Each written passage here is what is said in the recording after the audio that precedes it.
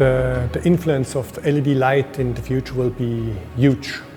I'm convinced, because the last couple of years, LED, yeah, there were LEDs around, but they were from the light quality on a rather reduced level, For me as a photographer, it's very important that I can shape the light precisely. And if you just give me a panel of LED lights, this doesn't really make me happy.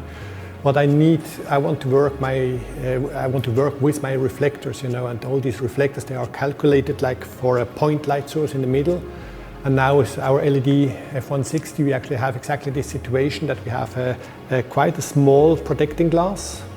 And behind we have a very powerful LED, but all the light comes out from a small point and actually illuminates either a softbox or a beauty dish or a normal reflector, even a flute or a Fresnel lens, and so on and so on. It illuminates it properly because it's a point light source in the center of the reflector. That's why the light characteristic is the same like flash. And so I don't have to rethink, I just can do the same. What I've done with still photography, I can do it now as well for moved photography, for videos. I can start combining it, and all because it's now it's shapeable. And the other development that actually helps this, of course, is the sensitivity of the cameras. Nowadays, I don't have bad dreams anymore when I raise the sensitivity to 400 ISO. So even when I put the LED pretty far away, I still have plenty of light. So it will change photography quite a lot in the next couple of years. Yes, well, it's a little bit similar to what I just said before. I was never really enthusiastic in early years about LEDs.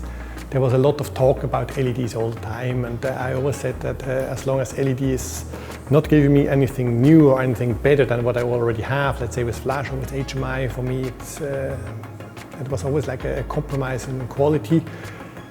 But now when I started testing with our LED F160, I really realized that it's perfect light. It has a CRI, so the color rendering index, which is reaching 99 or 100, so super precise color.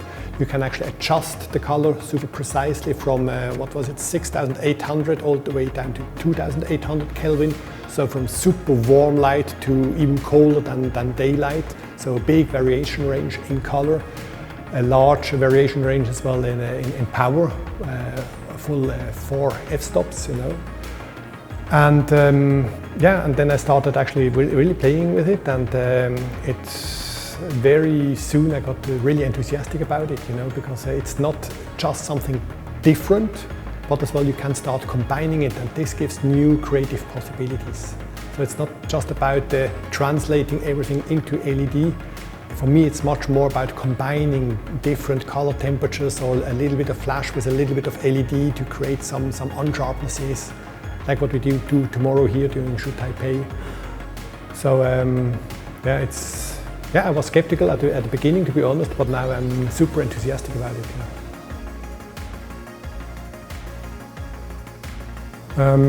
How to combine it? I think the question is already pretty much the answer. Combine it. It's not this or that. Of course, if you have to shoot a video, then of course it's only the LED. Or if you have to shoot, let's say, a dancer who jumps around in front of the camera like crazy, maybe the LED is not strong enough to actually freeze a movement, so you go only for flash. But I think it's very interesting that we actually think about the possibility of combining it. Combining the two natures of light. Flash and continuous light, and then with the shutter speed on the camera, all of a sudden the shutter speed becomes important, because when I shoot with flash, it's only aperture all the time, and I don't really care too much about the shutter speed. Now with LED, there comes this additional creative element in my photography, so it's aperture and exposure time and color. So, and as you already said in the question, combine it. I think that's really gives a lot of new creative possibilities. I don't think if it's the right suggestion to actually change from flash to. For me it's more like add it to your system. Actually, it's like a new let's call it a toy, because I have all the beautiful broncolor light shapers from the Fresnel spots, the beauty dishes, all the soft boxes, even the paras, And now I can put actually continuous light in. So it's the same light shapes. I don't have to rethink about the light characteristic. It gives me the same light characteristic, but continuously. And the only thing that if you ask me for a tip, I would, with most of my sets, I start with the continuous light. Because on the flash side, we have 8 or 10 f-stops of power range. And on the LED, we have a lot as well, but only 4. So most of the time, it's still the LED that actually defines the sensitivity of the camera, that defines the aperture, and maybe even the exposure time or the shutter speed. So start with the LED light first. With this, you adjust all your settings and then add the flash.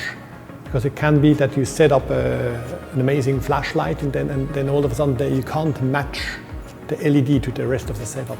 And there, sometimes I make this mistake, it doesn't work, and then I had to restart. So most of the time I just start with one LED. Most of the time this first LED is on full power, the one that I think is going to be the main light. Put it on full power and then add up everything around it.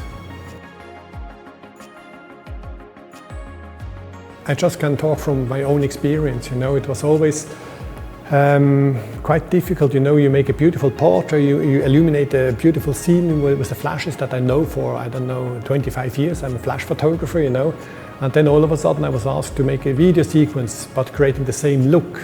So for me this was always a challenge, because the light shapers that I had with flash were different than the light shapers I had in continuous light, because all of a sudden we talked about open face and par and maybe screens, and now it's the same.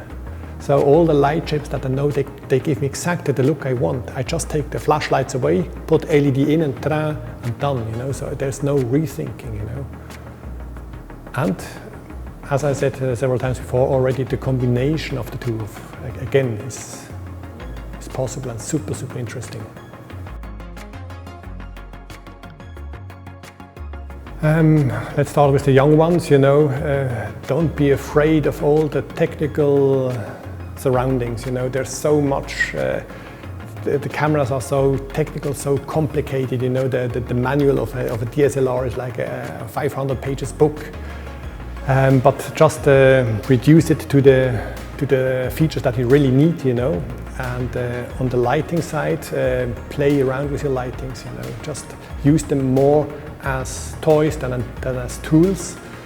There are so many, especially young photographers, when I work in universities, asking me, what's the right ratio between the main light and the fill-in light? Where should the light come from? In what angle? I don't know this, Just move the lights around in the studio, make a test shot, Look at the screen. If it looks good, it's exactly the right position. If it looks bad, then move it, So work much more with your heart, with your eyes, instead of getting lost in technical aspects, A correct picture is not a good picture yet. So in the first step, make a good picture that looks good, that makes you happy. And then in the second step, of course, try to make it sharp, try to make it correctly exposed and everything, And maybe for professionals, even the same, never stop exploring. Let's say if you are in the business like me for almost 3 decades, it's kind of tricky to find new ways to make a portrait differently, because I don't know, I've done 10,000 portraits in my life, and to go to the studio on a Monday morning. Today I want to make another portrait, a different portrait, but I think that's very, very important, especially for the old guys like me, that we push ourselves always further. I try something new, I go out of the comfort zone, maybe combining my flashes with LED as well pushed me out of the comfort zone. Now I'm back in the comfort zone. But these are always the little fights you have to have with yourself, and they push you further and keeps your photography alive.